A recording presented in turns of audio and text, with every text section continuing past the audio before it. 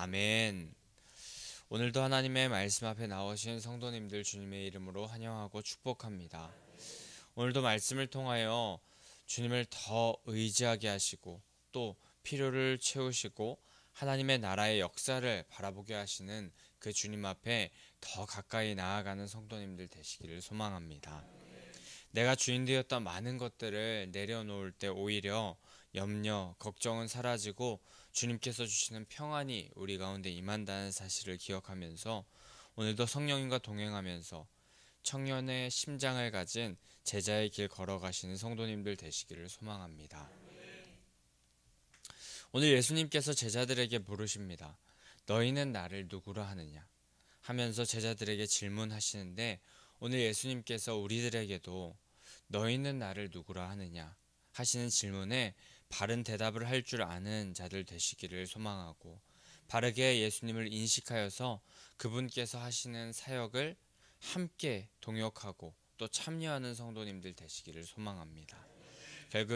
결국에는 그분께서 가신 그 고난의 십자가 길을 함께 걸어가서 구원에 이르는 그 역설적인 신비의 삶을 예수 그리스도와 함께 사시는 성도님들 되시기를 간절히 축복합니다. 예수님께서 18절 말씀에 오늘 따로 기도하실 때에 라고 하시면서 오늘 본문이 시작되는데 예수님은 모든 일을 하시기 전에 항상 기도하시면서 시작하신 모습을 우리가 보게 됩니다. 따로 기도하셨다는 것, 그것은 예수님이 제자들과 이제 많은 이야기를 나누고 토론하시며 제자들을 양육하게 되실 텐데 그 전에도 홀로 계시면서 기도하시면서 사람들과 분리하여서 하나님과 시간을 가지셨습니다. 모든 일, 모든 사역, 그리고 사람들을 만나는 일 이전에 우리는 분명히 따로 기도하는 예수님과 같이 기도하며 하나님과의 시간을 가져야 할 줄 믿습니다. 가장 바른 선택, 가장 지혜로운 길을 가는 방법은 하나님을 따르는 것일 텐데 그것을 듣는 시간이 기도의 시간일 것입니다.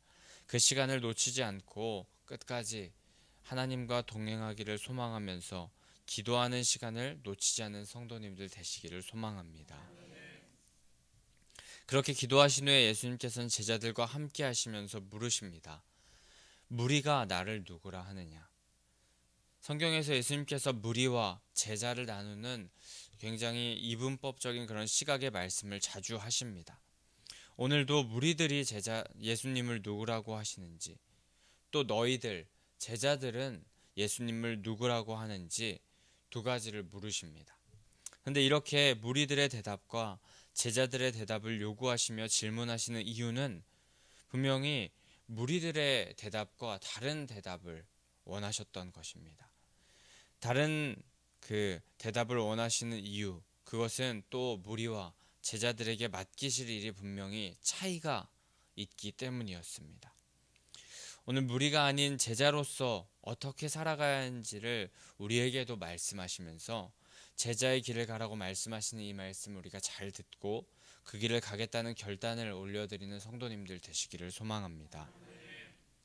19절의 무리들은 예수님을 몇몇은 세례 요한, 몇몇은 엘리야, 몇몇은 옛 선지자 중에 한 사람이 살아났다라고 그렇게 말한다고 합니다. 하지만 예수님에게 이런 답변은 그리 중요하지 않았습니다. 이 질문의 의도는 무리들의 고백과 제자들의 고백을 확실히 구분하고 싶으셨던 예수님의 마음이었습니다. 예수님은 그런 의도를 가지고 20절에 진짜 하고 싶었던 질문을 다시 한번 하십니다. 너희는 나를 누구라고 하느냐? 이에 베드로는 하나님의 그리스도시니이다 라고 그렇게 답합니다. 다른 사람들이 세례 요한이다, 엘리야다, 옛 선지자 중 하나다 하는 말, 그것은 예수님을 누구누구라고 예수님을 말하더라 라는 그런 그 정도에 머물러 있는 그런 모습이고, 그렇게 말하는 자들은 그들 안에 그렇게 말하는 데 있어서 신앙의 고백을 하는 것, 믿음을 가지고 그렇게 예수님을 누구누구라고 하더라고 하는 경우가 별로 믿음을 가지고 또 신앙 고백을 하고 하면서 그렇게 고백하는 경우가 많지 않았습니다. 하지만 예수님께서는 그 무리들의 그 믿음 없는 또 진정한 신앙 고백이 없이 추측하는 말, 또 카더라 하는 그런 말 대신에 너희들 제자들은 다른 그 대답을 다른 마음을 가지고 있기를 원한다고 원하는 그런 마음에서 제자들에게 예수님께서 오늘 너희는 나를 누구라고 하느냐 하면서 물으신 것입니다. 그리고 그의 베드로는 예수님의 질문에 하나님의 그리스도라고 그렇게 답합니다. 예수님의 제자들이 어떤 생각을 가지고 있는지 궁금해하셔서 예수님은 이 질문을 하신 게 절대 아니고 진정 그들의 신앙 고백을 듣고 싶으셔서 제자들에게 이런 질문을 하셨는데 이에 베드로는 아주 멋진 답변으로 그의 신앙을 고백하고 있던 것입니다. 당시의 물질적인 논리나 지배의 논리, 또 황제의 논리로 가득한 도시 가운데서 어쩌면 초라한 행색을 한 왕의 그런 모습을 갖추고 있는 그런 예수님의 모습보다는 분명히 초라한 그런 모습을 가지고 있는 예수님을 향하여서 베드로는 하나님의 그리스도라는 고백을 한 그런 귀한 신앙 고백을 한 것입니다. 이는 베드로의 초점이 예수 그리스도께 향해 있기 때문에 가능한 그런 고백이었습니다. 그리스도는 당시 메시아와도 같은 표현이라고 할 수 있는데 메시아는 선지자, 동시에 또 제사장이며 다윗 왕국의 영화를 재건할 왕의 이미지를 가지고 있었습니다. 베드로는 예수님께서 왕이시며 하나님이시라는 것을 고백한 것입니다.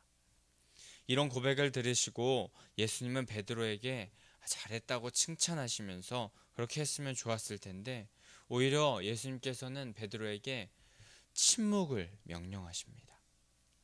21절에 아무에게도 이 말을 이르지 말라라고 그렇게 말씀하십니다. 허나 이때 베드로에게 예수님께서 침묵을 명령하신 이유, 그것은 예수님의 그리스도 되심, 메시아 되심이 이 땅에 알려지면 안 되기 때문은 아니었습니다. 예수님은 정말 이 베드로의 신앙 고백이 귀하고 값진 고백이고 정말 기특하고 멋진 고백이었겠지만 먼저 그 베드로의 고백, 하나님은 그리스도신이다라는 그 고백, 그 신앙의 고백이 먼저는 멋진 이 고백이 마음의 중심에 온전히 다시금 깨달아지기를, 다시금 마음 가운데 온전히 그 마음 가운데 남아있기를 바라는 마음에서 침묵을 명령하신 것이었습니다. 그리고 그 신앙이 많은 이들에게 여과 없이 전해지면서 이 신앙의 고백이 어떻게 보면은 가벼이, 값싸게, 카더라, 뭐 그렇게 사람들이 말하더라 라는 그런 취급을 받기를 원하지 않으셨기 때문에 침묵을 또한 명령하신 것입니다.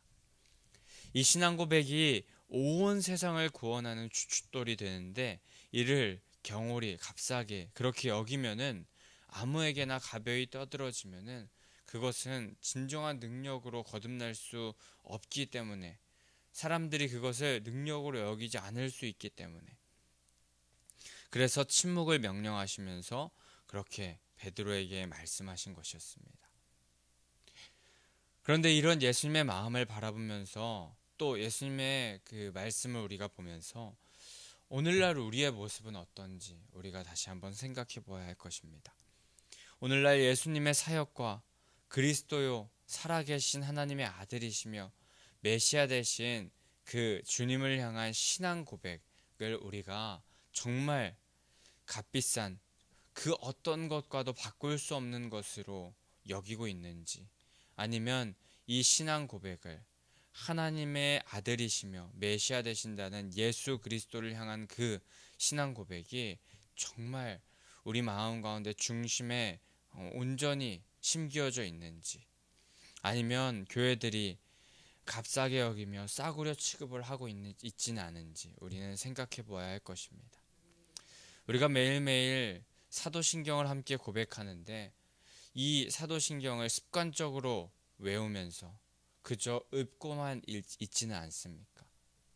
또 하나님의 역사하심이라고 빙자하면서 슬며시 내 자랑 삼는 간증들, 또 교회에 다닌다고 하지만 예수님의 능력을 믿기보다는 세상을 믿고 돈과 또 세상 중심적으로 살아가는 그런 모습을 우리가 갖고 있지는 않았습니까?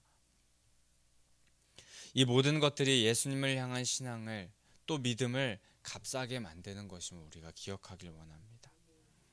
이 모든 것들이 예수님을 향한 신앙 또 믿음을 값싸게 만드는 그것임을 기억하며 우리는 오늘 이 새벽 예수님께서 침묵하라고 아무에게도 이르지 말라고 말씀하신 그 말씀을 되새겨서 우리에게 주신 그 놀라운 신앙, 그 믿음, 그것을 온전히 고백할 줄 아는 그 무엇과도 바꿀 수 없는 주님의 주되심, 그 의미에 대해서 다시 한번 우리의 마음 가운데 온전히 깨달아지기를 이 새벽 그렇게 기도하면서 우리의 마음 가운데 온전히 심기어지기를 간절히 구하는 자들 되어야 할 줄 믿습니다.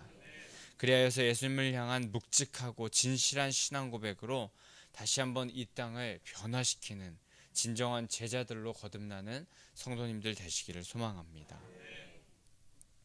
그 이후에 예수님은 이렇게 침묵을 명령하신 베드로의 신앙 고백 이후에 다시 한번 그 고백을 마음에 되새겨라 하신 말씀 이후에 22절 고난과 죽음, 부활에 대하여서 말씀하십니다.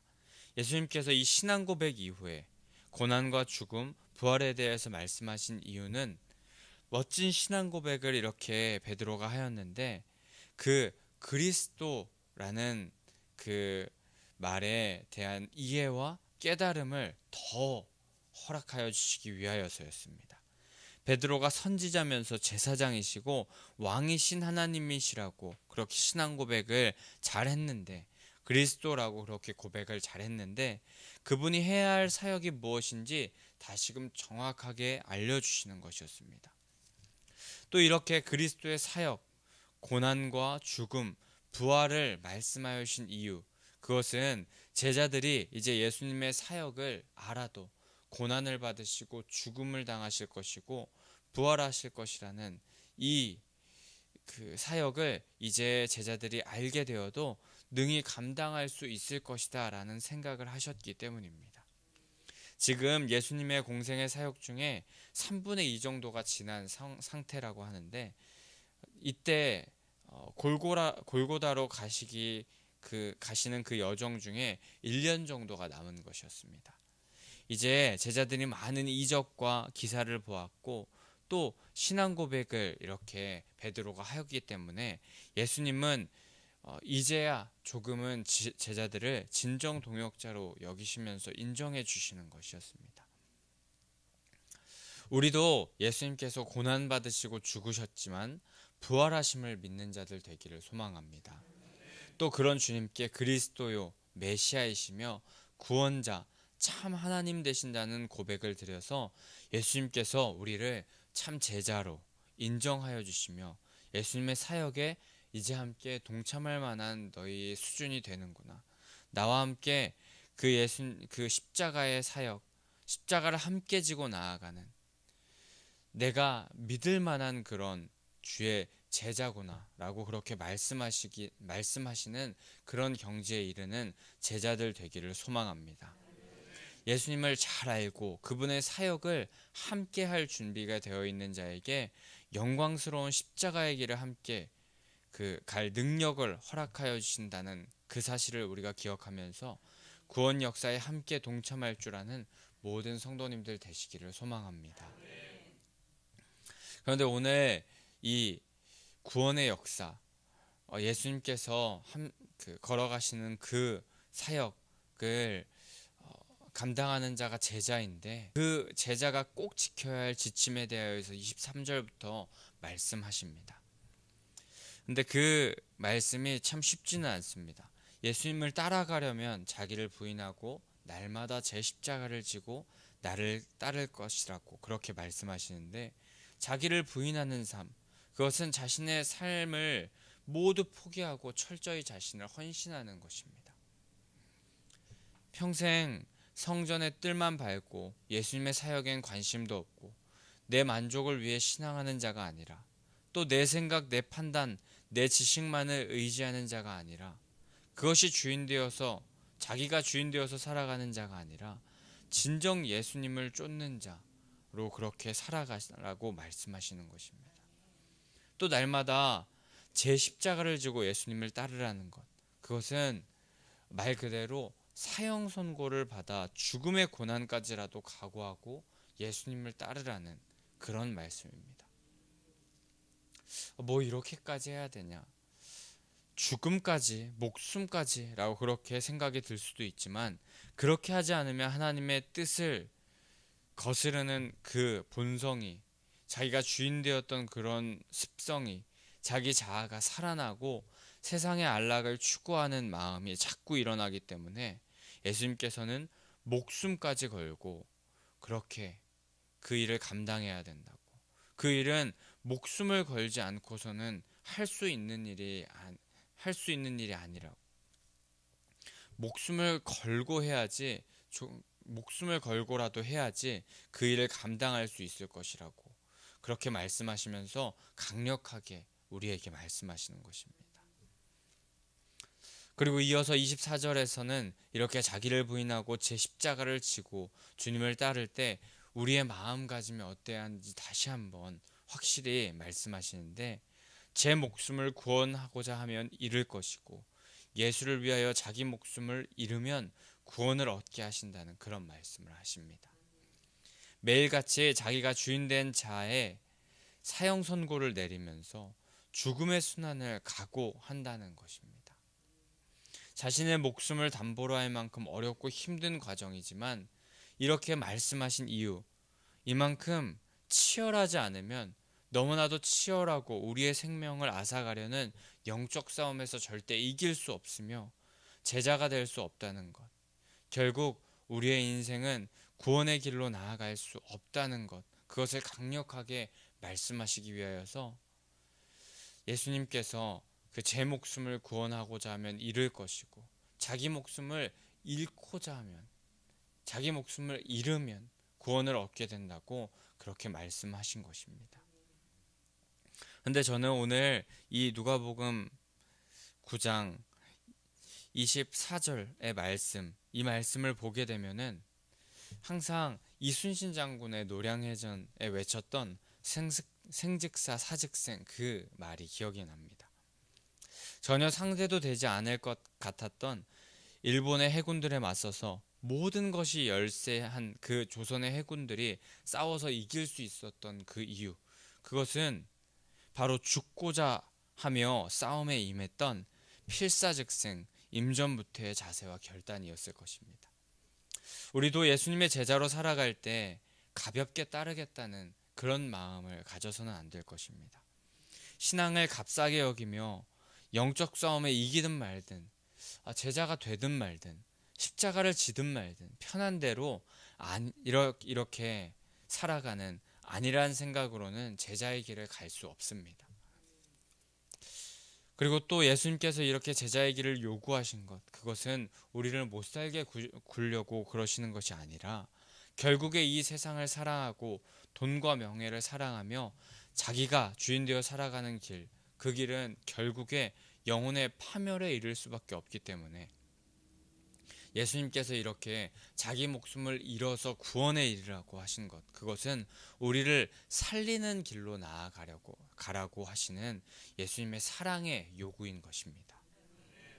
우린 그렇게 자기를 부인하고 날마다 자기 십자가를 지고 예수님을 따라가는 영적 싸움의 이 길이 가장 복되고 귀한 길임을 기억하면서 이 길을 가는데 세상 사람들이 비웃고 우리에게 손가락질을 하더라도 절대 우리 손에 있는 그 십자가, 우리가 지고 가는 십자가를 놓지 말고 끝까지, 광야 같고 메마르고 힘든 길이라고 할지라도 이 길을 가야 하며 부끄러워하지 말고 끝까지 이 영광의 길을 걸어가는 자가 되어야 할 줄 믿습니다.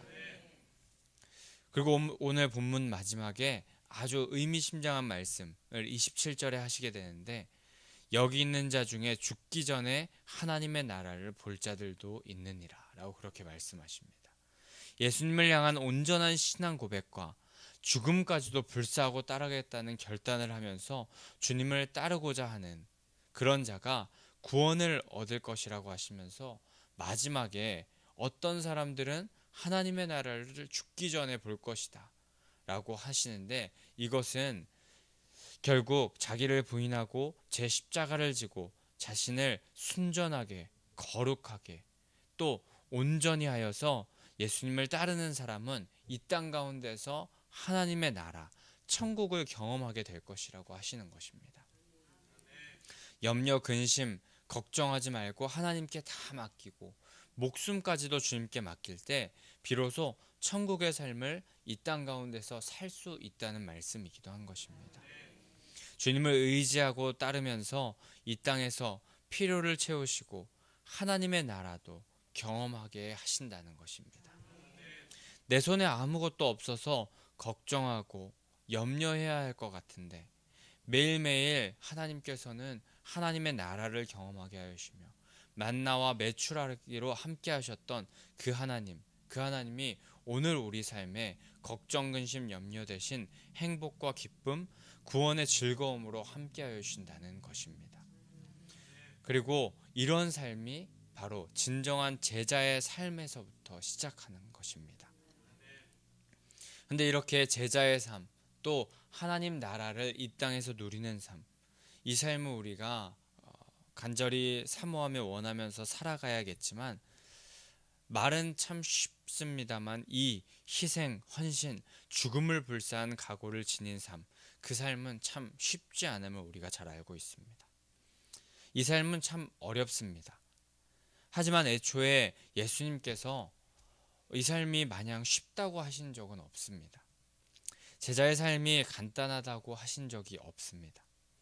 십자가란 당시 최고 악질 사형수들에게 허락되는 가장 최악의 사형틀이었습니다. 그런 십자가에 달릴 생각을 하고 예수님을 따르라고 하신 것, 이것 자체가 보통의 각오로 할 수 있는 일이 아닙니다.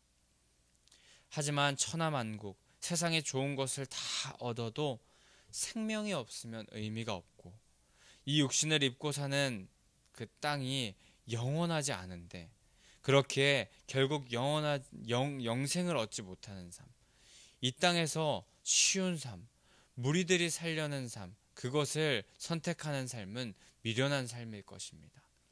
보통의 각오가 아닐지라도 진짜 지혜로운 사람이라면 제자의 길을 선택하여야 하는 사람, 그 사람이 진짜 지혜로운 사람, 제자의 길을 선택하는 사람인 줄 믿습니다.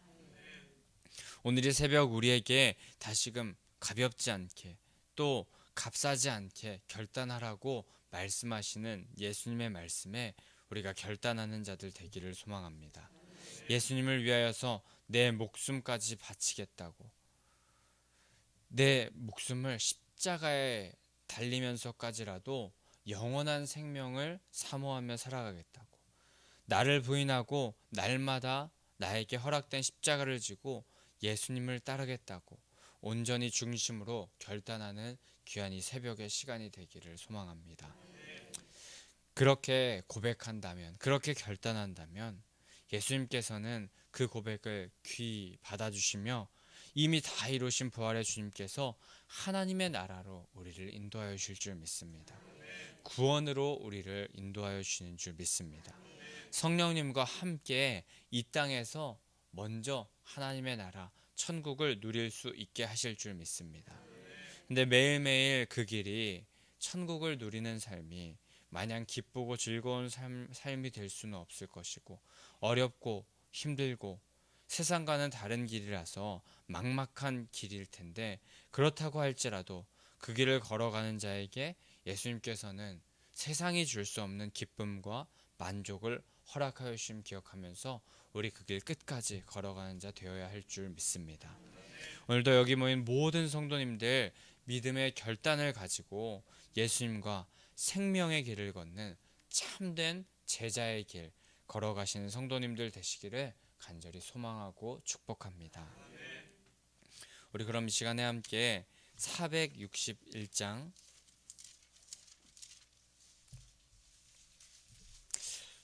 고백하면서